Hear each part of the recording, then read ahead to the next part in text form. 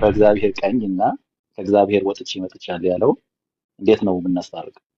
በእግዚአብሔር ቀኝ ተቀመጠ የሚለው የሰው ልጅ ከሆነ በኋላ ነው። ከአብ ወጥቼ የሚለው ግን ያው ወደዚህ ምድር ከመምጣቱ በፊት ያለበትን ስቴት የሚናገር ነው። አሁን እዚህ ጋር የማየው ምንድነው ወጥቼ መጣው ሲል ማንነት አለ የወጣበትን። አሁን ደግሞ ከስጋ ህይወትም ደግሞ ሲቀመጥ ደግሞ በእግዚአብሔር ደግሞ ይላል። እግዚአብሔርና ሲወጣ ሲቀመጥም በእግዚአብሔር የሚለው ከሁለቱ ወይም ከማንነቱ ጋር እንዴት አድርገን አንድ እናድርገው? እንዴት አድርገን እንለያይ? ያው መውጣት ላይ ሰውነት የለም። ወጣ በምንልበት ስቴት ላይ ሰው አይደለም የወጣው አይደለም። በዛ ጊዜ ሰው አልሆነም፣ መውጣት ነው። በእግዚአብሔር ቀኝ መቀመጥ የሚል ላይ ግን የተቀመጠው በእግዚአብሔር ቀኝ የተቀመጠው ምንድነው? የሰው ልጅ በእግዚአብሔር ቀኝ ቆሞ ያለው ያለ። ስለዚህ ሰውነት ነው ማለት ነው። በእግዚአብሔር ቀኝ ተቀመጠ ምንድነው? ያ ስለዚህ በቃልነት የሚወጣ በስጋም ደግሞ እዚህ ምድር ላይ ይመላለስ የነበረበት ግን ስቴት ውስጥ አንድ አለ እግዚአብሔር የምንለው ማለት ነው። ያ እግዚአብሔር አለ፣ እግዚአብሔር መንፈስ አለ። አብ የሚባል በአብ ቀኝ ተቀመጠ የሚባል በፐርሰን ቀኝ የተቀመጠ ከሆነ ምክንያቱም እግዚአብሔር የሚለውን ምንድነው ብለው ነው የሚተረጉሙት? ባህሪ ነው። ስለዚህ አንደኛው ፐርሰን በሌላኛው ፐርሰን ቀኝ ተቀመጠ ወይም አንደኛው ፐርሰን በሌላኛው ፐርሰን ግራና ቀኝ ነው ከተባለ ፐርሰን ተጠቅሶ የለም። አብ ቀኝ ተቀመጠ የሚባለው በንግግር ነው የሚያወሩልን እንጂ መጽሐፍ ቅዱስ ውስጥ በአብ ቀኝ ተቀመጠ የሚባል ቃል የለም። የለም መጽሐፍ ቅዱስ እኔም ሳጠና እሱን አላገኘሁም። ግን የእግዚአብሔር አለ የምንለው ነገር ግን መኖሩ እርግጠኛ ከሆነ እሱ ላይ የወጣው ማንነት ይሄ እግዚአብሔር ከምንለው ማንነት ጋር እንዴት ነበረ ነው።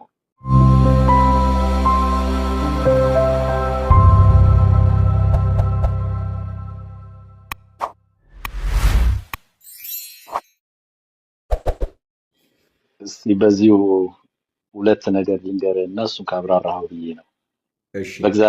በእግዚአብሔር ቀኝ እና ከእግዚአብሔር ወጥቼ መጥቻለሁ ያለው እንዴት ነው የምናስታርቀው?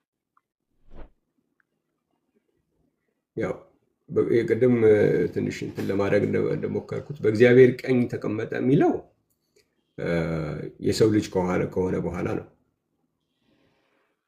ከአሁን ጀምሮ የሰው ልጅ በእግዚአብሔር ቀኝ ይቀመጣል ይላል። ያ ቃል ስጋ ከሆነ በኋላ ያለ ነው። ከአብ ወጥቼ የሚለው ግን ያው ወደዚህ ምድር ከመምጣቱ በፊት ያለበትን ስቴት የሚናገር ነው። ከአብ በተለየ አካል የሚኖር ሳይሆን ከአብ የወጣ መሆኑን እናያለን። እዚህ ሌላ አካል እንዳለ ሌላ አካል ሆኖ ይኖር ነበረ።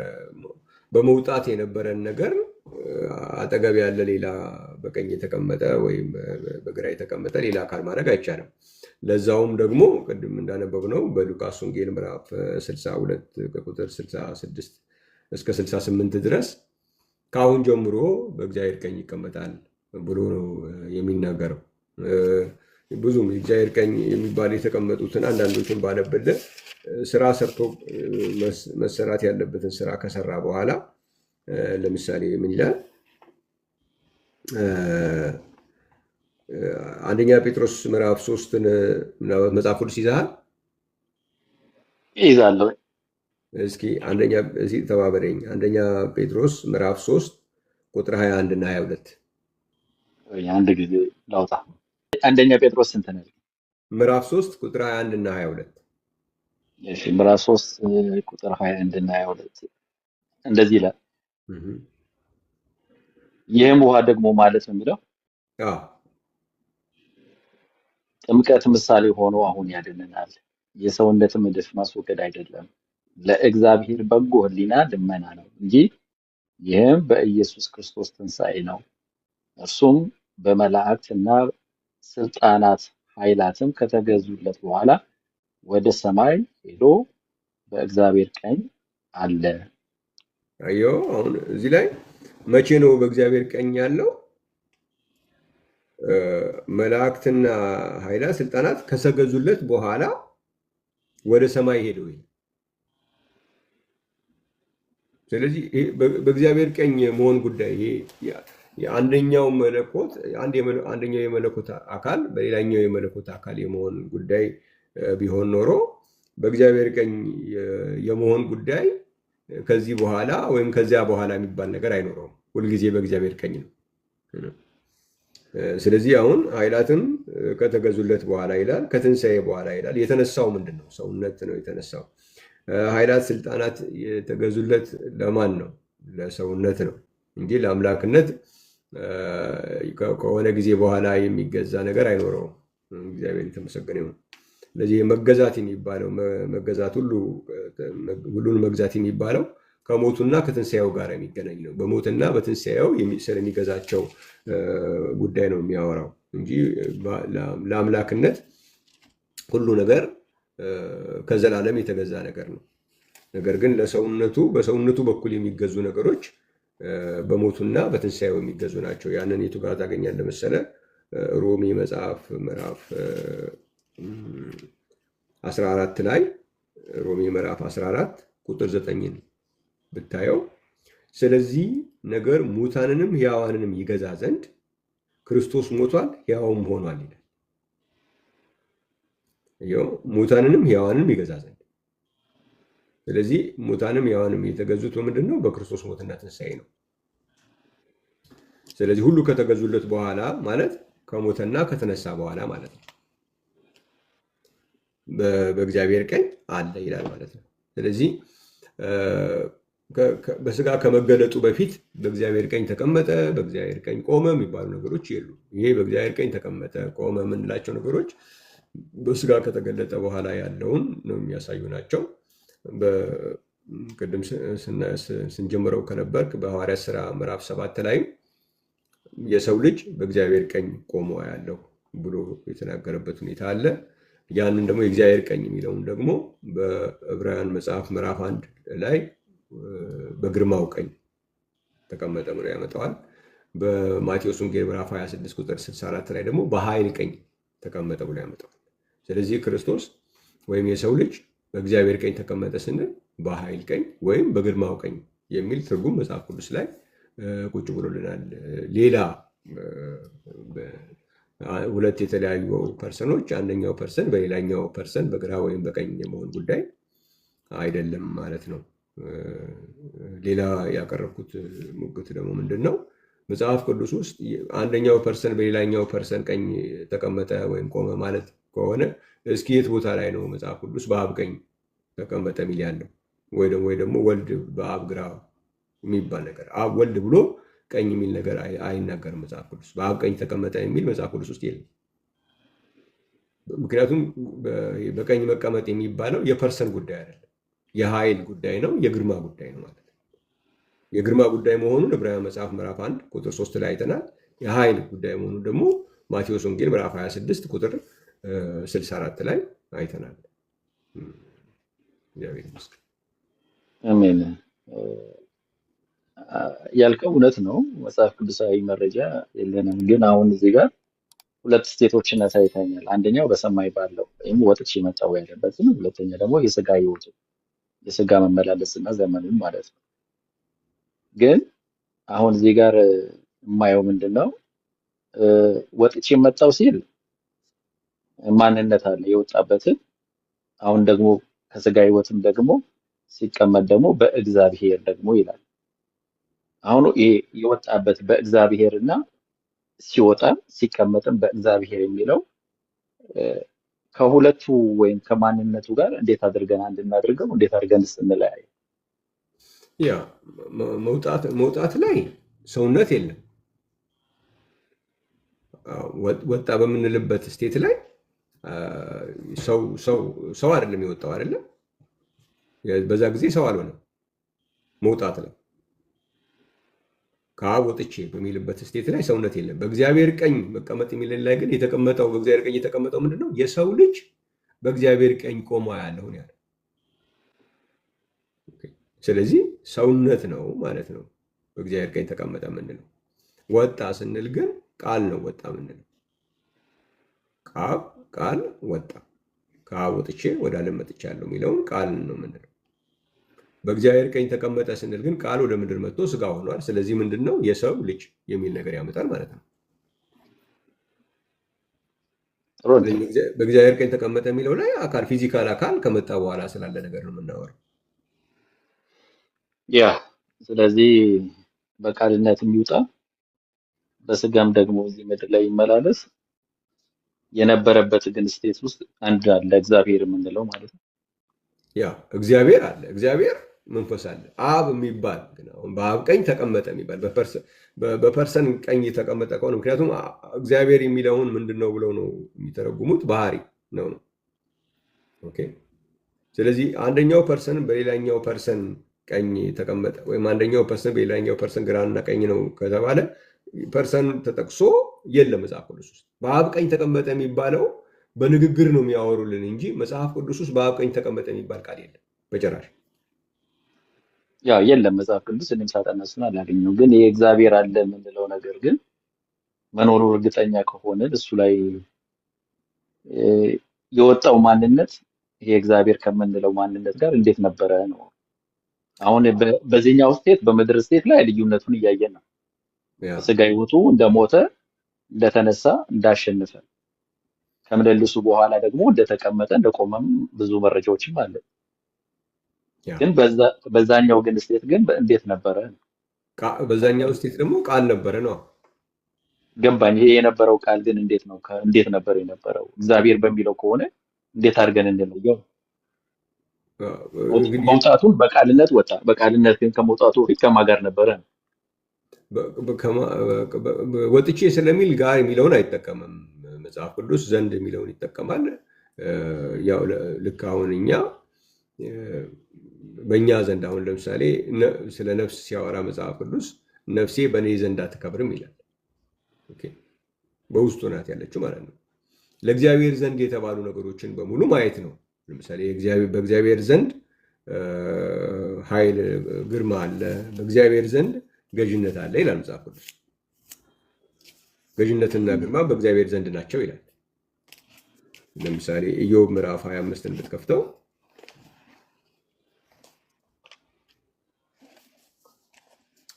ኢዮብ ምዕራፍ 25 ቁጥር 2 ላይ 25 ቁጥር 2 ገዥነትና መፈራት በእርሱ ዘንድ ናቸው ይላል። ስለዚህ የሆነ በእግዚአብሔር ሌላ አካል ሆነው ማለት አይደለም፣ ዘንድ ነው። ስለዚህ በእግዚአብሔር ውስጥ ገዥነት አለም፣ በእግዚአብሔር ውስጥ መፈራት አለ የሚለውን ነገር ነው የምታገኘው። በኢሳይያስ መጽሐፍ ላይ ደግሞ በእግዚአብሔር ዘንድ ምን አለ ይላል። ኢሳይያስ ምዕራፍ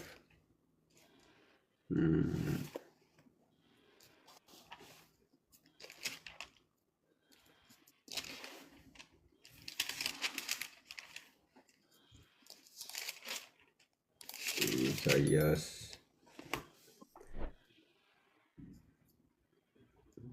ምዕራፍ 45 ቁጥር 64 ላይ 45 64 ላይ ይቅርታ 24 ላይ ማለት ነው። 45 24 ላይ ስለ እኔም በእግዚአብሔር ዘንድ ብቻ ጽድቅና ኃይል አለ፣ ወደ እርሱ ሰዎች ይመጣሉ፣ በእርሱም ላይ የተቆጡ ሁሉ ያፍራሉ ይላል። ስለዚህ በእግዚአብሔር ዘንድ ብቻ ምን አለ? ጽድቅና ኃይል አለ ይላል። ስለዚህ በእግዚአብሔር ዘንድ ምን አለ? ጽድቅ አለ፣ ኃይል አለ፣ ግርማ አለ፣ መፈራት አለ፣ ገዥነት አለ። እነዚህ ሁሉ በእግዚአብሔር ዘንድ ነው የሚባሉ። ቃልም በእግዚአብሔር ዘንድ ነው ይባላል ማለት ነው። ቃል ደግሞ እግዚአብሔር ነገሮችን ሁሉ የፈጠረው በቃል ስለሆነ ቃል ስንል ዝም ብሎ አሁን የኛ አይነት ማለት አይደለም።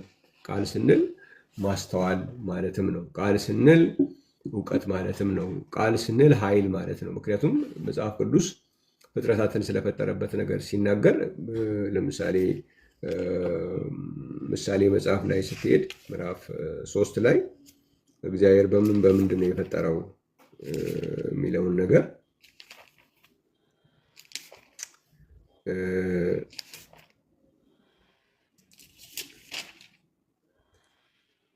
ምሳሌ ምዕራፍ 3 ቁጥር 19 ላይ እግዚአብሔር በጥበብ ምድርን መሰረተ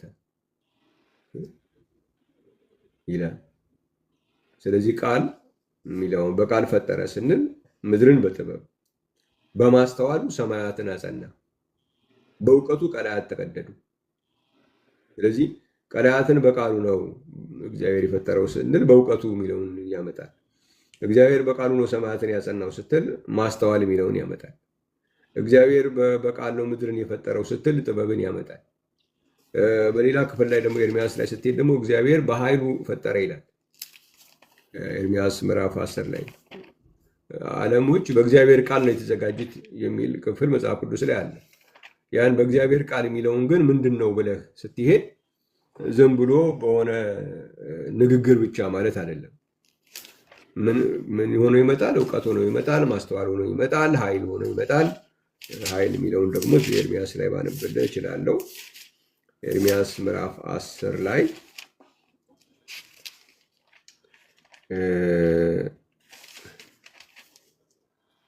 ኤርሚያስ ምዕራፍ 10 ቁጥር 12 ላይ ምድርን በኃይሉ የፈጠረ፣ አሁን ቅድም እዛ በጥበቡ ነበረ የሚለው፣ አሁን ደግሞ ሲሉ ይለዋል ምድርን በኃይሉ የፈጠረ፣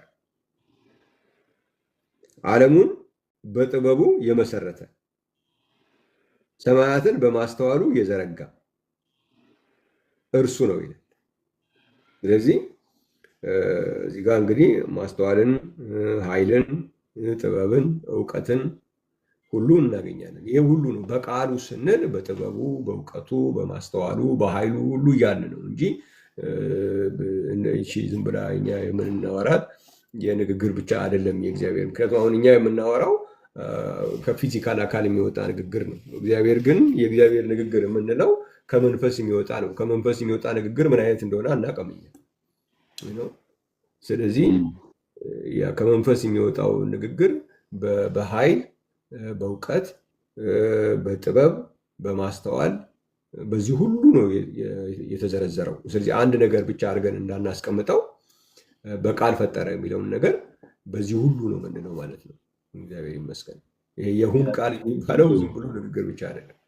እዚህ ጋር አንድ ነገር ስትናገር ያው በንግግር ወይም ደግሞ በጥበብ ወይ በእውቀት በኃይል የሚለውን ነገር እኛ በምንገልጠው ማንነት የሚገለጥ ማንነት እንደሌለው ያው ምክንያቱም የወጣው መንፈስ ከሆነ እግዚአብሔር ነው።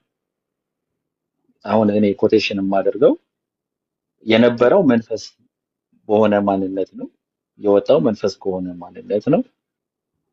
ያ ደግሞ አሁን እኛ ካልነው እዚህ ጋር ጥበባውን ምሳሌ ላይ ሄደናል። የእግዚአብሔር ኃይል በኃይልነት ሲገለጥ አይተናል። በዳመና አምድ ሲገለጥ አይተናል። በልዩ ልዩ መንገድ ተገልጧል። በዛ በተገለጠው ነገር ሊሚት ካደረግነው የነበረውን ማንነትን እናሳንሰዋለን ብዬ አስባለሁ። ምክንያቱም አሁን ቅድም ስንነጋገር ሁለት ስቴቶችን ነግረኛል። አንደኛው የወጣበት ማንነት፣ ሁለተኛ ደግሞ ምድር ላይ ያለበት ማንነት። በእነዚህ ሁለት ማንነት ደግሞ ለኛ ደግሞ የተገለጠበት ማንነት አለው። ደግሞ ሞትን፣ ኃይላትንና አለቆችን ደግሞ ያሸነፈበት ማንነት አለ። እነዚህን ማንነት ያው እንግዲህ ዮሐንስ ወንጌልን ነው ካነሳው ምዕራፍ 1 ላይ ያለውን ማንነት ለኔ በዛ ልክ ላይ ይገባል ብዬ አስባለሁ። ያን ዘንድ የሚለውን እኔ የነበረበትን ስቴት ያለን ወይም እግዚአብሔርነትን ያለው ማንነትን በዛ ክብር፣ በዛ ልክ፣ በዛ ስልጣን እንዳለና እንደነበረ አድርጌ ነው የማየውና የኔ አእምሮውን ከንግግርም ከጥበብም ያለፈ ማንነት አለው ብዬ ስለማመን ነው። ከዛ አኳያ ነው ያው በብዙ እስማማለሁ። እሱ ኢየሱስ ክርስቶስ ጌታ ነው። ተባረክ። ያው ስለዚህ በቃል የሚለው የእግዚአብሔርን ቃል ያው በዚህ ከፍ ባለ ደረጃ በተዘረዘረበት ልክ ነው መታወቅ ያለበት የእግዚአብሔር ቃል ነው ስንል። ስለዚህ አካላዊ አሁን አንዳንድ ሰዎች ቃሉን አካላዊ ከሆነ ኃይል አካል ነው ወይ? እውቀት አካል ነው ወይ? ጥበብ አካል ነው ወይ? ማስተዋል አካል ነው ወይ ይለው። ምክንያቱም እግዚአብሔር ዓለማትን በቃሉ ፈጠረ የሚልበትን ነገሮች በምንድን ነው የፈጠረው ታዲያ? እስኪ ያ ቃል የሚለው ምን እንደው የሚያመለክተው ብለህ ሄደህ ስታይ በኃይሉ የሚል ታገኛለህ፣ በእውቀቱ የሚል ታገኛለህ፣ በማስተዋሉ የሚል ታገኛለህ፣ በጥበቡ የሚል። ስለዚህ እነዚህ ሁሉ አካላት መባል ሊኖርባቸው ነው። ስለዚህ ምንድን ነው ዋናው ነገር? ቃል ነው ሲባል ዝም ብሎ ቃል ፊደል አይደለም። የእግዚአብሔር ቃል ከመንፈስ የሚወጣ ቃል ኃይል ተብሎ ይገለጻል፣ ማስተዋል ተብሎ ይገለጻል፣ እውቀት ተብሎ ይገለጻል፣ ጥበብ ተብሎ ይገለጻል እና ቴንክ ዩ በረከት፣ እግዚአብሔር ይባርክ። እንግዲህ ያው ድምፅ ስናቀኝ ይገባለሁ እናገራለሁ። ተባረክ። በጣም እናመሰግናለን። ኦኬ እንግዲህ ነበሩ። ስለዚህ ይሄ ቃል ነው እንግዲህ መጽሐፍ ቅዱሳችን ስጋ ሆነ የሚለው። ከዛ በኋላ የሰው ልጅ የምንለውን ነው በእግዚአብሔር አሁን ቃል ስጋ ከሆነ በኋላ ደግሞ የስጋ ሰውነት ተብሎ ተገልጿል። የሰው ልጅ ተብሎ ተገልጿል። ያው አንዳንዴ ስጋ ነው ሲባል ዝም ብሎ የሆነ እንደ ቆዳ አይነት ነገር የሚታይበት ሁኔታ መኖር የለበትም። መጽሐፍ ቅዱስ ስጋ ብሎ ይገልጸዋል። አሁን ቃል ስጋ ሆነ ተብሎም ይገለጻል።